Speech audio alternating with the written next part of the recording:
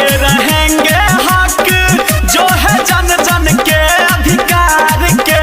पप्पू यादव नहीं हीरो है बिहार के, पप्पू यादव नेता नहीं हीरो है बिहार के।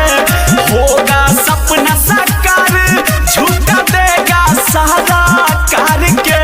पप्पू यादव नेता नहीं हीरो है बिहार के, पप्पू यादव नेता नहीं हीरो है बिहार के। भ्रष्टाचार की आड़ में डूबा ये बिहार है, भ्रष्टाचार की आड़ में डूबा ये बिहार है। युवा रो रहा है और सब बैठा बेरोजगार है, सब बैठा बेरोजगार है।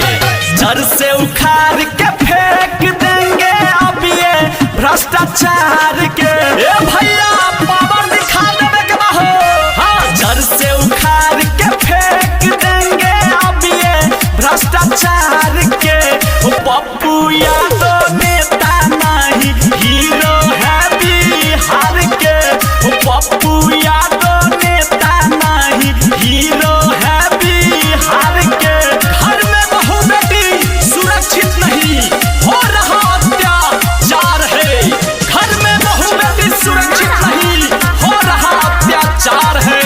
क्या यही बिहार है? नहीं, ये बिहार नहीं, बेकार है, बेकार है।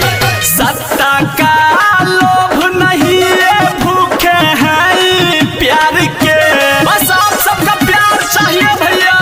हाँ सत्ता का लोभ नहीं ये भूखे हैं प्यार के। पप्पू यादव नेता नहीं हीरो है बिहार के, पप्पू यादव नेता नहीं हीरो है बिहार के। न झूठा वादा न झूठा आस चाहिए, न झूठा वादा न झूठा आस चाहिए। कान खोल कर सुन लो सत्ताधारी, हमारे बिहार में विकास चाहिए, विकास चाहिए। धर्मवीर धुरंधर कहे घमंड टूटेगी कुर्सी कुमार के, जरूर टूटेगी भैया। धर्मवीर